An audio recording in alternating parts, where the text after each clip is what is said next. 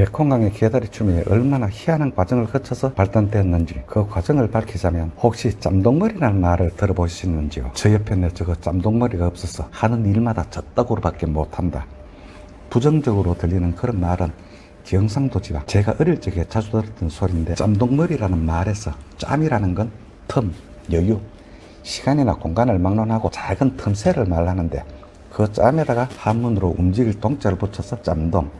짬동이란 말은 작은 틈새나 시간상으로 짧은 찰나, 그 안에서 움직일 수 있는 힘이나 여력, 한마디로 융통성이라고 하면 무리가 없었겠는데, 저놈 저거 짬동머리가 없어서 이 말과 저놈 저거 융통성이 없어서 같은 뜻으로 쓰인다고 보면, 소갈머리가 없는 데다가 짬동머리까지 없지만 개다리춤, 우리말에는 뒤통수에 대가리가 붙다, 말하자면 머리라는 명사에 뒤통수가 달린 말이 왜 이렇게 많은지, 인정머리가 없다, 성질머리가 고약하다, 버르장머리가 더럽다, 채신머리, 채통머리, 주변머리는 서푼어치도 없다, 주변머리를 덜먹이니 떠오르는데, 주변머리가 없다는 건 옆머리가 다 빠진 거고, 소갈머리가 없다는 건 정수리 부근이 다 빠져서 대머리라는 농담은 제쳐두고, 짬동머리니 주변머리니 온데 머리라는 말이 뒤통수에 붙어서 따라다니는데, 그걸 통으로 싸잡아서 생각이라고 하면 무리가 없을 거고, 주변머리가 없다는 말은 주변을 둘러보는 생각이 없어서 분위기 파악을 제대로 못해서 전혀 엉뚱한 말이나 생뚱맞은 짓거리를 한다는 말이고, 또 소갈머리가 없다는 말에서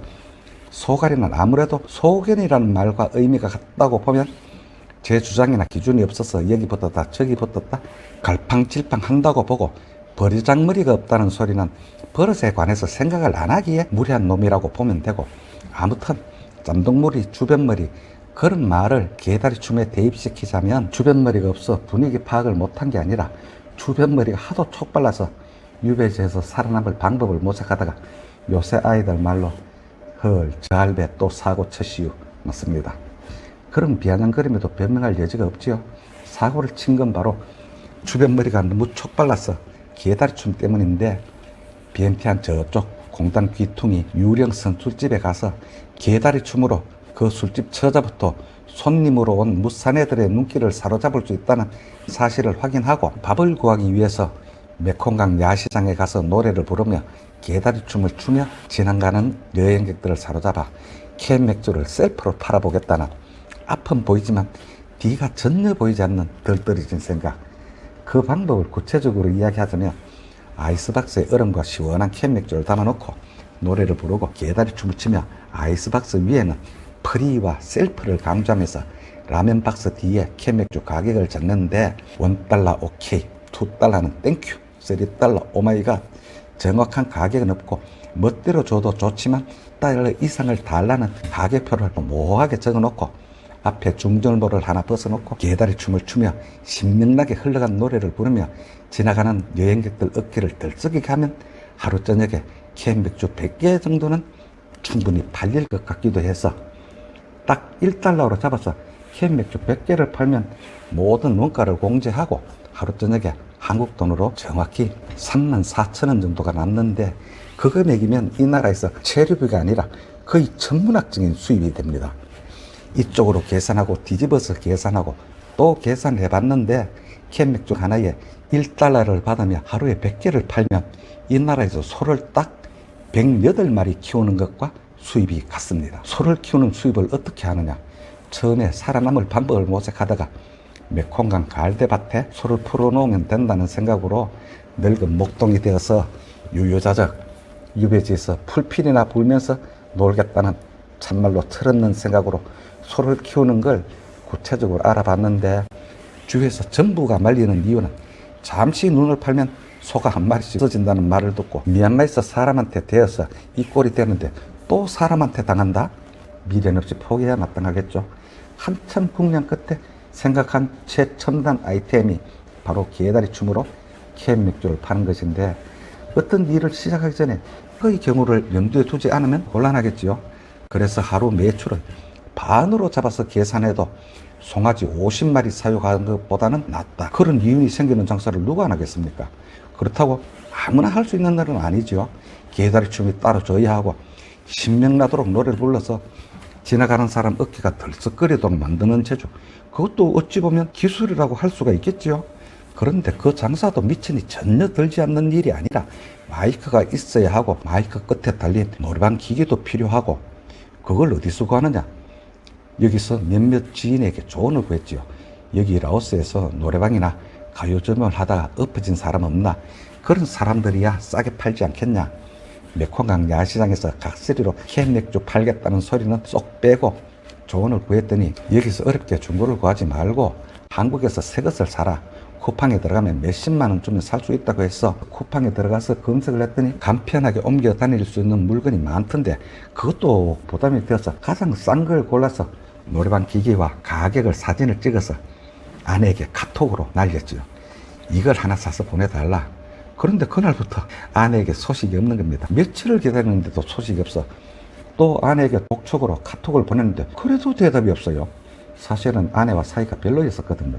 왜 그랬느냐 하면 미얀마 건이 코로나 터지고 원만히 풀리지가 않기에 법적으로 소유권 분쟁 소송이 들어갔는데 정부가 내 돈으로 시작했으니 시간이 지나면 승소 판결을 받는 거야 당연하다고 생각했는데 변호사가 낙관하지 말라고. 그게 무슨 소리냐. 서류상의 지분이 프로니까 분리해 줄 수도 있다고. 이미 그런 선례가 몇 건 있었다고 하는데 그 소리를 들으니까 머리가 하얘지더라고요. 만약 패소를 하면 어쩌나. 그날부터 잠이 오지 않는 겁니다. 너무 억울하고 분해서 마음먹기를 죽겠다. 만약에 패소를 하면 장렬히 죽겠다는 생각을 했죠. 그놈을 만나기만 하면 끌어안고 신나를 끼얹고 불을 질러서 같이 셀프 다비식을 하겠다고 마음을 먹고 이빨을 깨무니까 한편으로는 남은 식구들을 어쩌나. 그게 또 마음에 걸려서 그게 가정으로서 도리라고 생각하고 아내에게 정신무장을 시킨다고 극기훈련, 정신적으로 강인하게 만드는 지상훈련, 공중훈련에 수중훈련까지 강행한 거죠. 살아남으라고. 순전히 카톡만으로 눈이 큰 사람은 겁이 많다고 했지요. 아내는 눈이라고는 정말 흰죽사발 만한데 천성이 모질지 못해서 감당이 안 되는 큰일이 닥치면 그냥 아랫입술을 꼭 깨물고 두 손을 쥐고 벌벌 떠는 스타일인데 그래서는 내가 그놈을 껴안고 물 건너에서 셀프 다비식을 하면 아내는 제풀에 자지러지고 바로 숨통이 끊어집니다. 그건 보지 않아도 추측이 가능한 부분이거든요. 그래서 별의 소리를 다 한 겁니다. 카톡을 하다가 아주 사소한 일로 꼬투리를 잡고 물어지면서 일부러 싸움이 붙은 거죠. 차마 다 밝힐 수는 없지만 외국에 앉아서 얼굴은 보지 않고 별의 소리를 다 했습니다. 한 달 반 정도 그렇게 시달리던 아내가 먼저 입을 떼더군요. 이혼하자고. 충분히 혼자 살 수 있다고. 그렇게 모질게 했는데 막상 패소하고 미얀마께 다 날아갔는데 그놈을 껴안고 해서 죽지도 못하고 그게 미안해서 지금은 아내에게 깍듯이 존댓말을 하면서 뭐든지 아내의 의견을 들어주는데 그토록 모질고 비인간적인 철인 교육으로 효과를 본 게 한 가지가 있다면 어지간한 역경이나 놀라면 쓰러지지 않는다는 거. 얼마 전에 셋째 딸이 뇌에 기형으로 생긴 꽈리가 터져서 뇌출혈로 쓰러졌는데 보통 엄마 같으면 몇 번이나 실신할 상황. 그날 밤에 뇌 수술을 2번이나 실패하고 3번째 수술실에 딸을 밀어넣고 안 쓰러질 엄마가 있겠습니까만 철의 여인이라 겨우 견디내는 걸 보고 아, 효과가 이런 데서 나타나는구나. 심장이 강철이 되었다고 생각했는데 역효과는 전혀 엉뚱한 데서 나타났죠.